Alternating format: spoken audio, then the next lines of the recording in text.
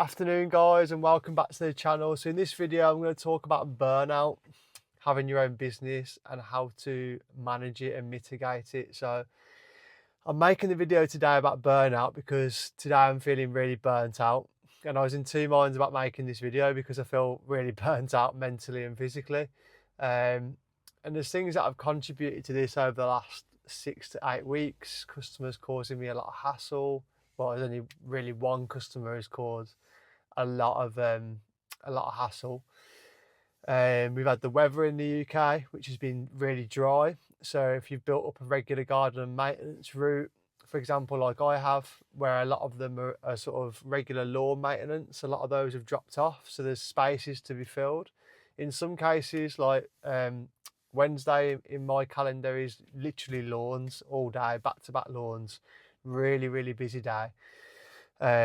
And about 80 to 90% of those have dropped off. So I'm filling my time in doing other things for those customers, which is great. But there's also customers that I just can't go and do anything for because I haven't got anything else for me to do other than the lawn. So I'm filling those gaps in with jobs that have come my way that I wouldn't usually take on, like digging trenches or just really laborious jobs that I just wouldn't usually want to do, but I've been doing. And as a result of that, I'm feeling pretty knackered. I'm feeling absolutely knackered physically. And the weather and the cancellations and the moving jobs around and all that kind of thing has taken a toll on my mental capacity as well. I feel pretty exhausted mentally. So some of the things that I do when this happens that help me out, that I think will help you out as well, is I don't act on emotion. So for example, today I've been and done a hourly maintenance job. It's not really maintenance, it's very laborious. The work there is very laborious.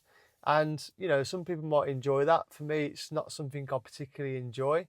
But, you know, I enjoy doing the things for the customer, making them happy and doing a good job. But it's just the kind of work that I wouldn't usually do.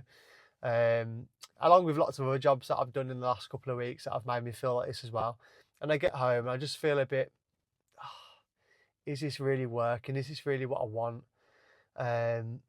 You know, those sort of thoughts come into your mind, and it's just because you're tired and you're exhausted. It happens, you know, whenever these things happen, whenever the weather goes really dry, or you have a quiet patch, or the winter comes in and you've got a quiet week, whatever, your mind can run riot. And it can try and, you know, decide things for you on the spot. You know, should I go back to work? Should I go and get a job? Should I go back to sales? You know, blah, blah, blah, blah, blah. And you start to look at things through really rose-tinted glasses. And that's the time where you need to take a step back and say, I'm not acting on emotion. I'm not going to cancel any jobs. I'm not going to pull away from any opportunities. I'm not going to make any rash decisions. I'm going to sleep on it. So that's what I'd advise, guys. Number one, if you're in a similar position to me right now, or you've had burnout, or you want to know how to deal with burnout when it comes, when you work for yourself, don't act on emotion. That would be the first thing I'd say. And the second thing is sleep on it. So once you've had a good night's sleep and you wake up the next day refreshed, you might feel differently. You might look back on it and go, bloody hell, I was being a right one yesterday. Like, what was wrong with me, sort of thing. Or you might wake up the next day and the next day feeling that, you know, what you thought was right and it's not for you, or you don't want to do that job anymore, or you don't want to work for that customer anymore. And that's when you can make more of an informed decision, when it's not all about emotion, you're not in the moment. Because it can get to you sometimes. This business can really get to you, whether it's physically or mentally. And if you're not used to it, or you don't know how to deal with it, it will take over and you'll make a decision that you might regret later on down the line. So don't act on emotion and sleep on it. Another thing that I do that helps me massively, and it's underrated. A lot of people say, oh, it sounds whimsical or it doesn't do anything. It does, it really helps me. So every night I write down a little bit about the day. So if it went well, if it didn't, what challenges I had, and a couple of things that I'm grateful for, and a couple of things that I'm looking forward to. A long time ago, I had some therapy and they advised that I do that. Obviously, being grateful for things, it sort of practices gratitude, and you can start to harness that in your life more. and they're looking forward to. Might be a job that you're doing tomorrow or the weekend, or seeing your family member or your partner or whatever it might be. And it kind of keeps your mind focused on good things and positive things rather than negativity that's around you. So that'd be the third thing or second thing that I'd say is write things down. Even if you don't do it every day, maybe do it every other day or at the end of every week, and have just a good write down, get it all out. Anything that's in your head that's bothering you, that's stressing you out, anything that's gone really well, write it down and just have a little check in with yourself. And the final thing that I'd say is it kind of ties into both things really. Don't act on emotion, write things down, and then assess the bigger picture, the reason why you started this business, the reason why you were so excited at the start, and where you want to go with the business, where you want it to grow to.